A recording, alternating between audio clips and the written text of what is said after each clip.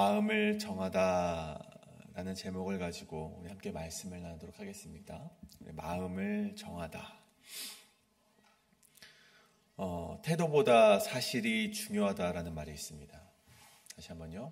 태도보다 사실이 중요하다라는 말이 있죠.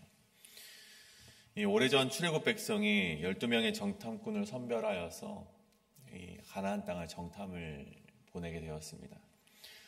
12명 중 10명은 가나안 땅을 보고 와서 야, 저 땅은 우리가 쳐들어갈 수 없는 땅이다 라고 이렇게 말을 합니다. 그 이유를 들어 말하길 민수기 13장 32절에 보면 저들은 이 네피림의 후손이요 아낙자손의 후손이다 하면서 거기에 모든 백성은 신장들이 장대한 자들이요 거인들이니 그들이 보기에도 그렇고 우리 스스로 보기에도 우리는 메뚜기와 같다라고 고백을 합니다. 이 아낙자손은 누구입니까? 네피림의 후손이라는 것은 창세기에 나오듯 하나님의 아들들과 또 이 사람들의 이제 자손이었던 그 여성들과 함께 결혼해서 낳은 후손이 바로 네피림 아닙니까? 네피림의 후손을 아낙자손이라고 지칭했던 것은 그들이 신장이 굉장히 크기 때문에 아마 그렇게 유추했던 것 같습니다. 이 아낙자손은 이 가나안 땅, 가나안에도 이 남부 쪽에 있는 헤브론에 모여 살던 족속인데 그중 일부는 이 블레셋 그 당시 이 블레셋의 가드 쪽에서 살고 있었던 그 아낙자손들도 더러더러 있었다고 합니다. 이 블레셋의 거인 하면 누가 떠오릅니까? 골리앗이 떠오르죠. 아마 이 골리앗도 그런 거인 중 한 명이었을 것 같은데 우리가 오늘 아낙자손이 얼마나 체격이 컸는가를 우리는 골리앗을 통해서 한번 유추해 볼 수 있을 것 같습니다. 그러니까 이 성경에 보면 이 골리앗의 키가 한 9피트 정도 된다고 합니다. 그러니까 뭐 센치로 하면은 300cm, 한 3m 정도 되는 키죠. 근데 그런 체격을 보면서, 그런 키를 보면서 아마 이 10명의 정탐꾼이 두려운 마음이 가졌던 것이 어쩔 수 없었던 것 같아요. 물론 키가 크고 정말 체격이 건장한 사람들을 보면서 야, 쳐들어가지 못할 것이다. 저들이 보기에도 그렇고 우리가 보기에 스스로 보기에도 우리는 메뚜기와 같다라고 표현했던 것도 사실입니다. 그런데 그와 다르게 이 여호수아와 갈렙은요, 이 10명의 정탐꾼과 같이 이야기를 하지 않습니다. 무엇라 말합니까? 저들을 보면서 정말 9피트나 되는 정말 키를 가진 건장한 사내들을 보면서 저들은 우리의 먹이다라고 표현을 하고 있습니다. 그리고 그 이유를 들어서 하나님께서 도와주시면 저들도 우리가 칠 수 있다라고 이야기를 하는 것이죠. 여러분 보십시오. 두 사실 모두 틀린 것이 아닙니다. 저들을 보면서 저런 건장한 체격을 가진 사람들을 쳐들어가면 우리가 질 것이다라고 말하는 것도 어느 정도 우리가 이성적으로 판단하면 사실입니다. 그리고 그들은 우리의 먹이라. 왜? 하나님께서 우리에게 약속하셨기 때문에 저들을 칠 수 있는 것도 그들에게는 하나님을 믿는 믿음이 있었던 그들에게는 그것도 사실이었습니다. 근데 보십시오. 같은 사실에 대해서 이 10명과 여호수아와 갈렙은 다른 태도를 보이고 있었다는 것입니다. 같은 상황에서도 어떤 사람에게는 성공의 기회, 승리의 기회로 삼는가 하며 같은 상황에 어떤 사람들은요, 절망과 방탕과 탈선의 기회로 삼는다는 것입니다. 그리고 그 태도에 따라 실제 결과도 달라지게 된다는 것이죠. 오늘 말씀은요, 시편 108편의 말씀은 다윗의 시편인데 다윗이 이전에 기록하였던 하나님께 찬양하였던 두 가지의 시편을 합쳐놓은 시편입니다. 첫 번째는 다윗이 사울 왕을 피해서 광야로 도망쳤던 그때에 동굴에서 하나님을 찬양했던 시편 57편의 말씀이 그 앞부분이고요. 이 뒷부분은 에돔과의 전쟁 중에서 어려움을 토로하면서 하나님 제발 도와주십시오. 하나님께서 도와주시면 우리가 승리할 수 있습니다라고 고백했던 시편 60편의 내용을 합쳐놓은 것이 바로 오늘 시편 108편의 말씀이라는 것입니다. 다윗은 하나님을 끊임없이 의지하며 살아갔지만 그럼에도 매번 자신을 향해서 어려움이 주어졌습니다. 어제 이 말씀에 정답을 얻게 됐는데, 우리 담임 목사님께서 설교하시는 가운데 하나님은 자신을 사랑하는 자를 그냥 우리 치마폭에 두지 않으시고 정말 그 어려운 상황 가운데로 내모시고 폭풍 가운데로 내모신다는 거예요. 왜냐하면 하나님이 그 폭풍 속에서도 하나님의 구원을 보이시고 하나님의 사랑을 보이시고 그를 건져내는 사랑을 그에게 보여주신다는 것이기 때문이죠. 하나님도 다윗을 너무나도 사랑하셔서 매번 자신을 찾으실 수 있게 어려운 상황과 고난을 그에게 보내주셨습니다. 근데 그때 다윗의 태도가 무엇인지 우리가 보길 원하는데 1절을 보십시오. 하나님이여 내 마음을 정하였사오니 내가 노래하며 나의 마음을 다하여 찬양하리로다. 여러분, 다윗이 마음을 정하였다고 합니다. 이 히브리어 나칸이라고 하는데요, 정하였다. 히브리어로 이 나칸이라는 뜻은요, 확고하게 하다, 이 변함없이 내가 딱 정했다라는 표현을 가지고 있습니다. 이 단어는요, 보통 사람이 쓰지 않고 하나님이 인간을 향해서 사용하는 단어인데요. 왜냐하면 하나님께서 인간을 이렇게 걸어가시기로 계획을 하셨다, 정하셨다라고 할 때 그 정하심을 이 낙한이라고 합니다. 그러니까 그 하나님의 그 정하심의 낙한이라고 말할 수 있는 것은요, 하나님의 계획은 변함이 없기 때문이죠. 그래서 하나님의 계획에 사용되는 이 단어인데, 오늘 보십시오. 다윗이 1절에 그런 하나님의 마음과 같이 내가 마음을 확고하게 정하였다라고 기록이 되어 있습니다. 이제부터 하나님을 노래하며 마음을 다하며 찬양하겠다라는 것이죠. 다른 시각에서 보면 그동안 다윗은요, 이 주어진 상황 때문에 자기에게 주어진 어려운 환경으로 인하여서 마음이 흔들렸고 낙심하였다라는 것을 우리가 유추해 볼 수 있습니다. 실제로 그랬죠. 하지만 이제는 그러지 않겠다. 이제는 내가 이전에는 마음이 흔들리고 나에게 주어지는 어려운 환경들 때문에 내가 마음이 흔들리고 낙심했지만 내가 이젠 그러지 않겠다. 나 이제 마음 확실히 정했어 라고 말하는 것이죠. 여러분, 우리의 인생을 보십시오. 굳이 이유를 만들어내지 않으면, 감사할 이유들을 만들어내지 않으면 얼마나 우리의 불평이 많은 인생이 우리의 인생이 아닙니까? 나름 열심히 살려고들 하시지만 세상이 나를 막아서는 기분으로 우리가 살아가지 않습니까? 근데 여러분, 믿음이라는 것은요, 이 태도가 중요하다는 것입니다. 우리에게 어떠한 사실과 어떠한 어려운 상황이 왔는지, 물론 그것도 어렵고 우리를 힘들게 하지만 믿음이라는 것은요, 그러한 것들 자체를 하나님 보내주지 마시옵소서라고 기도하는 것이 아니라 그런 어려운 상황 가운데서도 우리의 태도가 굉장히 중요하다는 것입니다. 나에게 어떠한 사실, 어떠한 어려움의 상황이 다가오든 나는 하나님을 노래하겠다라는 태도가 우리를 하나님의 영원한 사랑 가운데 영원히 거할 수 있도록 만든다는 것입니다. 그래서 오늘 말씀을 통해서 우리는 다윗이 어떠한 마음과 어떠한 이유로 그런 확정된 마음을 가질 수 있었는지, 또 어떠한 신앙으로 이렇게 멋있는 고백을 하나님께 드릴 수 있었는지 함께 발견해내시고, 오늘 시편 108편의 고백이 우리 여러분의 고백, 저의 고백이 되길 간절히 소원합니다. 일단 첫 번째로 우리 마음을 정하다, 첫 번째는요, 찬양으로 마음을 확정하다입니다. 여러분, 2절부터 5절까지의 말씀을 보면 다윗은 하나님을 찬양하는 신앙을 보여주게 됩니다. 그 시작인 2절을 보십시오.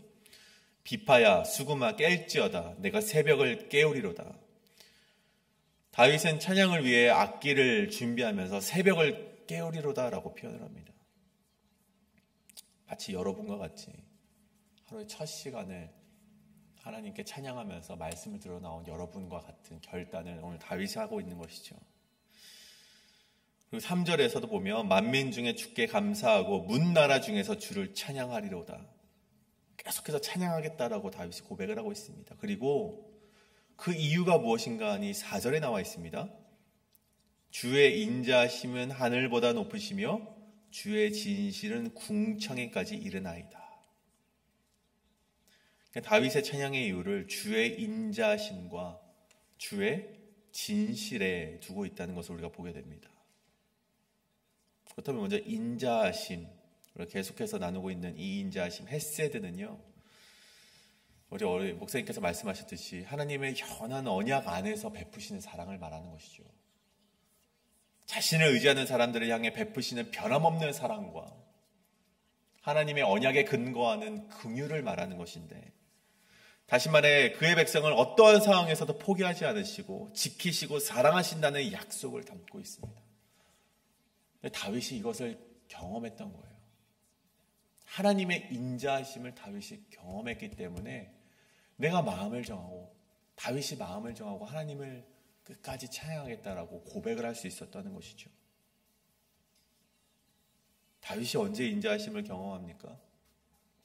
사울에게 쫓기는 와중에, 그의 사울의, 다른 사람도 아니야, 사울의 아들이었던 요나단을 통해서 사울의 음모를 알게 되고 도망갈 수 있는 구원을 얻지 않습니까?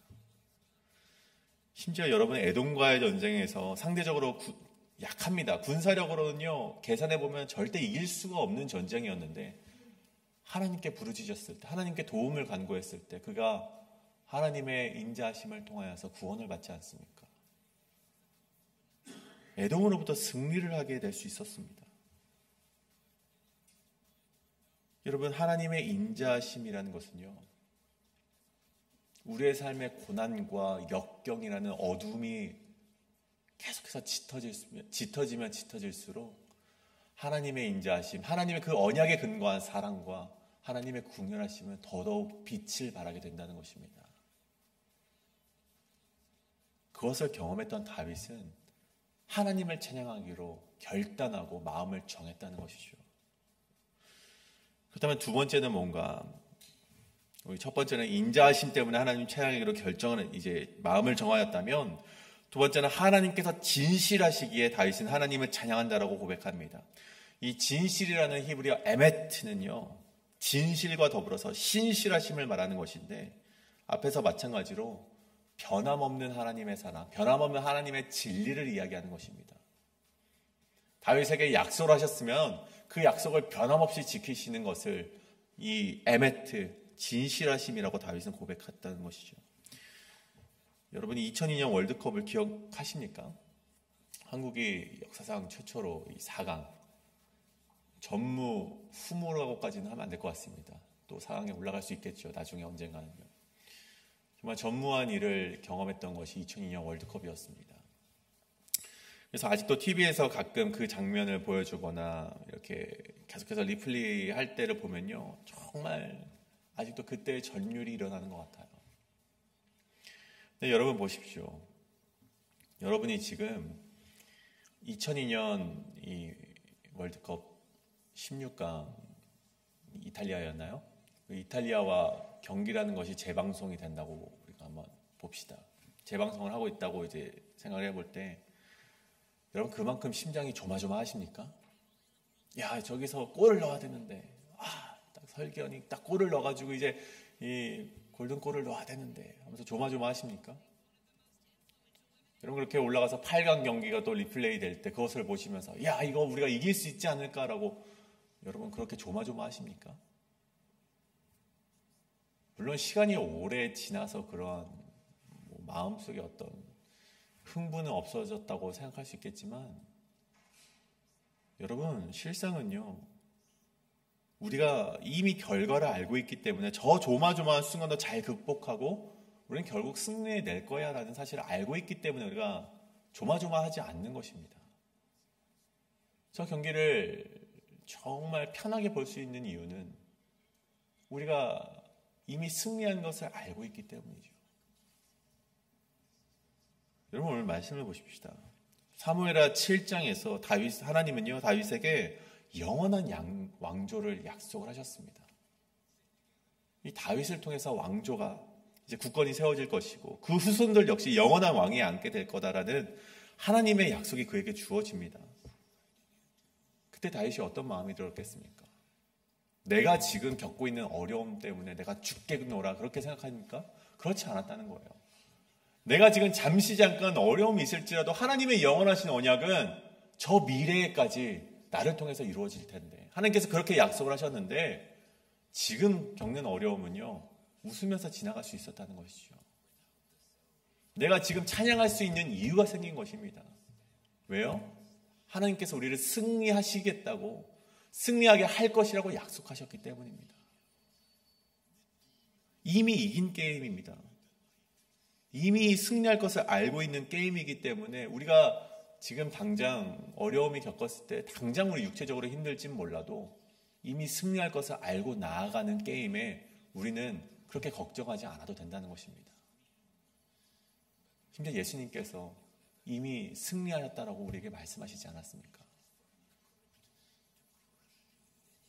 다윗은 하나님의 그 인자하심과 오늘 말씀의 에네트 진실하심을 믿고 마음을 정하여 찬양하기로 결단을 내렸다는 것입니다.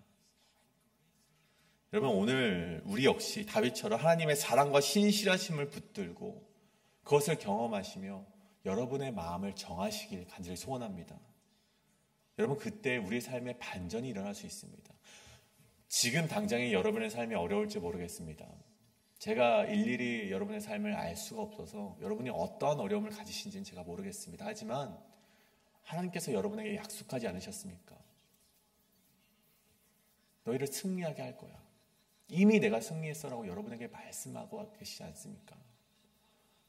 그 승리의 약속을 붙드시고 오늘의 힘겨움도 되돌아보면 우리의 추억으로 남겨질 그 힘듦을 우리가 하나님을 찬양하면서 넘기실 수 있는 우리 여러분 되시길 간절히 소원합니다. 그렇다면 두 번째로 마음을 정하다. 두 번째는 하나님의 구원을 믿으며 마음을 확정했다는 것입니다. 6절에서 다윗은요, 우리에게 응답하사 오른손으로 구원하소서라고 말하며 하나님께 요청을 합니다. 이 기도는 다윗이 어떠한 상황에서도 하나님을 의지하고 하나님의 구원을 믿는 확신의 표현이죠. 그렇다면 어떻게 하나님의 구원을 의지하고 신뢰를 쌓을 수 있었을까요? 이 부모와 아이가 신뢰를 쌓기 위해서 할 수 있는 한 가지 게임이 있다고 합니다. 어떤 액티비티가 있다는 것이죠. 그 이름을 이 트러스트 폴이라고 하는데요. 여러분 아실 것 같아요. 아이를 이 높은 곳에 올려두고 이제 뒤돌아서게 합니다. 그래서 아이가 뒤로 이렇게 넘어지게 하는 것, 뒤로 이제 보이진 않지만 뒤로 넘어지게 하면 뒤에서 부모가 받아주는 게임을 트러스트 폴이라고 합니다. 근데 아이는 처음에는 주저주저합니다. 뒤로 넘어지면 내가 다치지 않을까라고 하지만 그게 이 게임의 중요한 대목이죠. 아이가 뒤로 넘어지면 부모가 받아주고 그것을 계속해서 반복하다 보면 이 아이는 생각합니다. 아, 내가 위험한 상황에서도 부모가 안전하게 받쳐주는구나. 그래서 그것을 반복함으로 인하여서 부모와 아이가 신뢰를 쌓을 수 있다고 합니다. 여러분, 다윗은요, 하나님과의 관계가 바로 이 신뢰의 관계 속에 있었습니다. 여러분, 그 처음 시작을 보십시오. 사무엘에 찾아와서 거의 뭐 눈밖에 자식이었죠. 이제 딱 아들을 데려오라 그러는데 아들을 데려오지도 않아요. 근데 그 가운데 택함을 받았던 순간부터 이 골리앗을 대적할 때 그가 이길 수 없었는데 하나님께서 뒤에서 받쳐주시는 거예요. 너 넘어져도 내가 이렇게 받쳐줄게라고 하나님께서 받쳐주고 계신 것이죠. 사울로부터 도망치지만 하나님께서는 뒤에서 또 다윗을 받쳐주시는 거예요. 매번 살 길을 허락하시고 구원해 주시는 거예요. 이웃나라와 전쟁 가운데 군사적으로 약할 수밖에 없는 나라였는데 매번 뒤에서 받쳐주시는 거예요. 너 또 넘어지려고 그러니? 내가 받쳐줄게. 너 다시 살아났어. 여러분, 다윗이 그것을 자꾸 경험하니까 어떻게 됩니까? 야, 내가 나중에 또 쓰러져도 하나님께서 받쳐주시겠지. 하나님을 향한 신뢰가 그 마음속에 있었다는 것이죠. 여러분, 하나님께서는요, 우리에게 계속해서 받쳐주시고 우리를 향한 은혜를 끊임없이 보여주고 계십니다. 하지만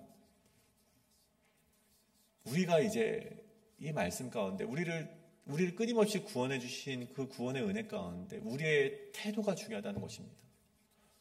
그것을 잊고 살아갈 것인가?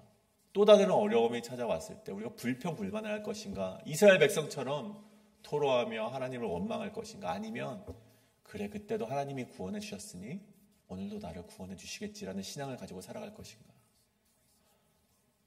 여러분에게 주어진 어려운 상황은요, 누구에게나 동일합니다.